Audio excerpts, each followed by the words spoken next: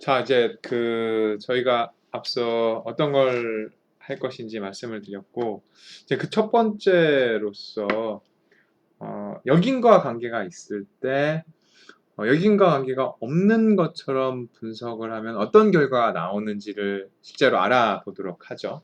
그래서 이제 저희가 시뮬레이션이라고 하는 것을 하게 될 건데, 첫 번째 이제 지금 시뮬레이션이라고 하는 게 뭐냐? 여러분들, 저희는 지금까지 어떤 인터넷에서 자료를 받아서 그 변수를 설정한 다음에 그 변수들 사이의 연관을 봤어요. 그래서 여기서 중요한 거는 각 사례가 있었죠. 데이터셋에 행이 이제 사례를 이루게 되는데, 그 사례를 실제 자료로부터 가져왔단 말이죠. 근데 이제 그런 자료를 갖고 오는 게 아니라 우리가 자료를 만드는 겁니다. 그래서 어떤 자료를 만드냐? 일단 seed라고 하는 명령어를 주고 37846이라고 하는 걸 일단 준 다음에 t바라고 알바이놈 만개, 그다음에 1 0.5, 그다음에 y바는 0.5 플러스 t바 플러스 r놈 이거 0하고 1인 이런 거를 일단 실행을 해보도록 하죠. 이 세 개의 명령어가 있는데 일단 이걸 실행을 하면은 지금 아무것도 없잖아요. 근데 사실은 t바하고 y바라고 하는 게 생성이 됐어요. 이게 뭐냐면은 한번 어떤 게 생성이 되어 있는지 우리 자료를 한번 보도록 할게요.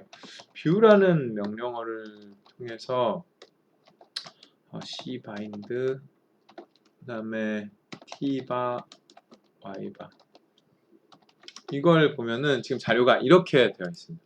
즉 첫 번째 사례의 t바 값은 1이에요. 두 번째 사례의 y바 값은 1.72 이렇게 나가는 거고요. 지금 보시는 것처럼 우리가 마치 자료를 다운로드 받은 것처럼 각 행은 사례를 나타내는 거고 열은 변수를 나타내는 겁니다. 근데 지금 이 변수를 어떻게 만들었냐 하면은 지금 t바라고 하는 것은 0과 1의 값을 갖는 변수입니다. 그리고 y바라고 하는 것은 우리가 노멀, 즉 정규분포에서 꺼내온 건데요. 지금 보면은 여기에 명령어가 rbinom이라고 하는 것은 바이노미얼 디스트리뷰션의 랜덤 변수를 만드는 겁니다.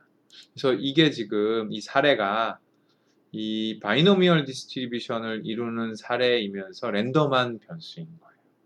그래서 랜덤하게 지금 만든 겁니다. 그래서 그 다음에 이게 만 개의 사례를 만들라는 거고, 한 번 던질 때, 그러니까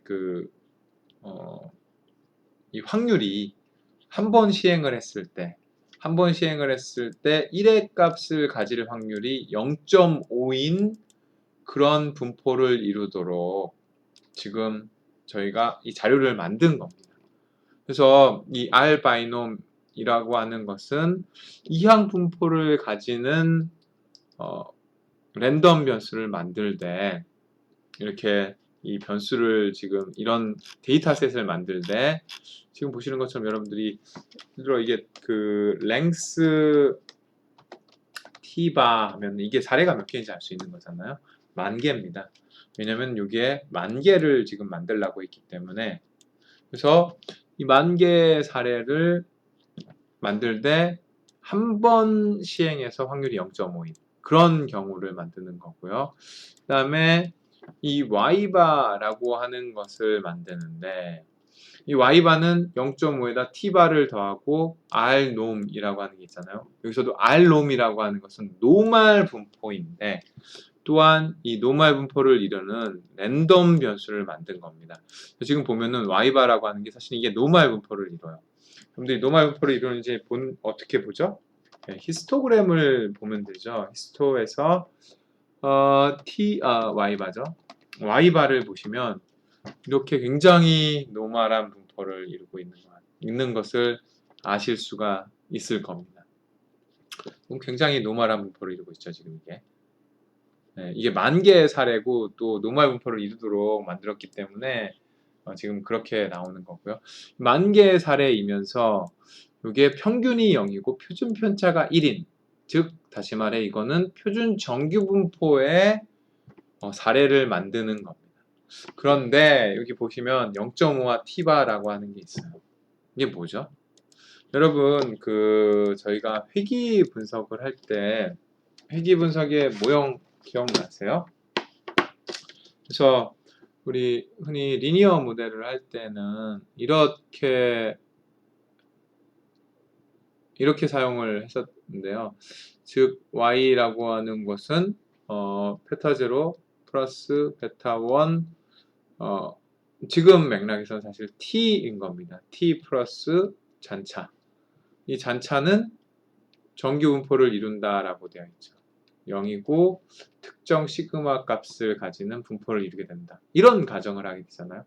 그래서 지금 사실은 이런 자료를 만든 겁니다. 다만 베타의 값이 지금 보시면 얼마예요? 베타의 값이 여기서 보시면은 0.5고 그리고 이 t바 앞에 붙은 개수가 1인 그런 자료를 만든 거죠. 그래서 여기서는 우리가 이 시뮬레이션에서는 그런 자료를 만든 거예요. 즉 t바라고 하는 것은 그 어떤 변수에 의해서도 영향을 받지 않는 그런 이 0과 1의 값을 갖는 그런 변수지만 이 y바는 지금 개수가 1인 t바의 개수가 1인 그런 변수를 만든 거예요. 즉 이 데이터 지금 자료 프로세스는 자료 생성 프로세스는 데이터 제너레이팅 프로세스는 일단 t바를 아무 거에서도 영향을 받지 않는 t바를 만든다. y바를 만들 때 이런 모형으로 만든다.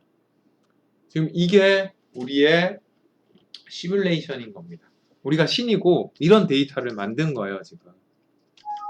그래서 이제 이것을 만든 상태에서 그러면 이 두 개의 이게 두 개가 이제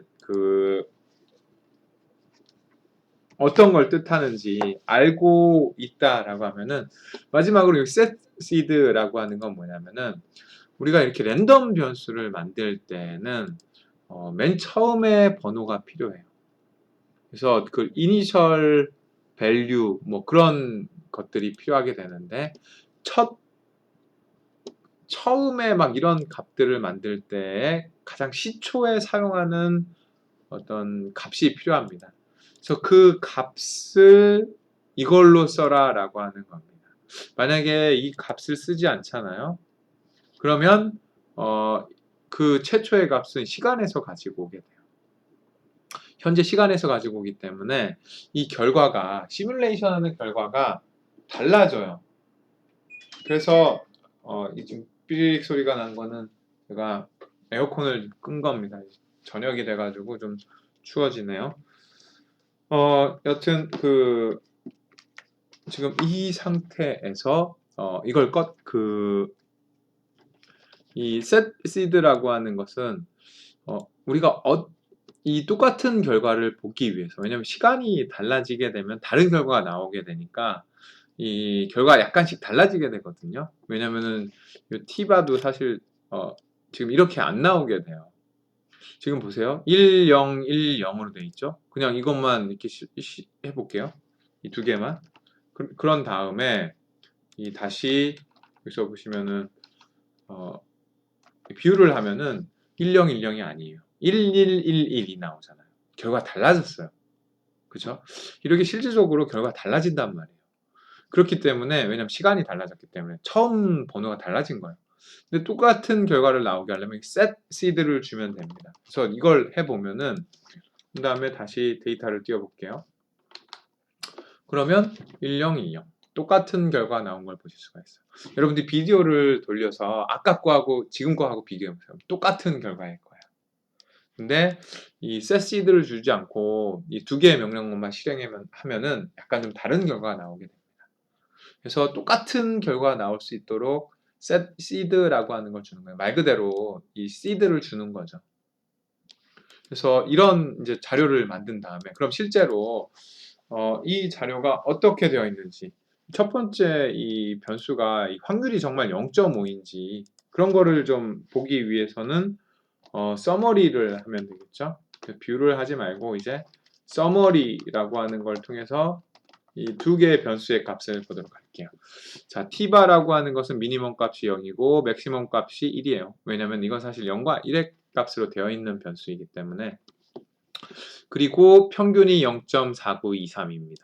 이것은 평균이 5면은 확률이 한 번 던질 때 5라는 얘기잖아요.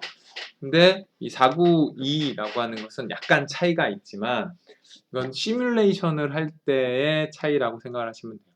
달리 말하면 우리가 모집단에서 어떻게 보면은 한 번 시행을 했을 때 확률이 5인 모집단에서 표집을 하는데 그래서 10,000개의 사례를 표집을 하는데 이 표집된 사례에 오차가 있을 수 있잖아요. 그래서 그 오차에 표집 오차에 의해서 약간 차이가 있다라고 생각하시면 됩니다. Y바는 지금 이렇게 되어 있고요. 지금 이런 경우에 우리가 그 T바가 Y바에 미치는 영향을 보려고 하면은 당연히 회귀 분석을 하겠죠. 그래서 어떤 회귀 분석을 하게 되냐면은 Y바 이 종속 변수를 먼저 놓고 그다음에 그 설명 변수를 넣는단 말이죠. 죄송합니다. 서머리가 아니라 여기 LM이라고 하는 게 들어가 있죠. 그래서 이렇게 분석을 하면 결과 나옵니다. 지금 봤더니 인터셉트가 0.490 정도 되네. 그럼 거의 우리가 했던 것처럼 0.5에 가깝네. 그리고 T바에 있는 개수가 1.044 정도 되네. 이것도 1에 가깝네. 그러면은 제대로 된 결과가 나온 거죠.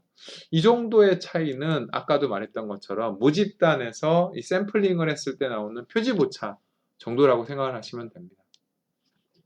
그래서 지금 이 경우에는 데이터를 만든 과정 그대로 우리가 분석을 한 거예요. 그래서 이 분석에는 사실 아무런 문제가 없어요. 하지만 이 반대로 우리는 신이 아니잖아요.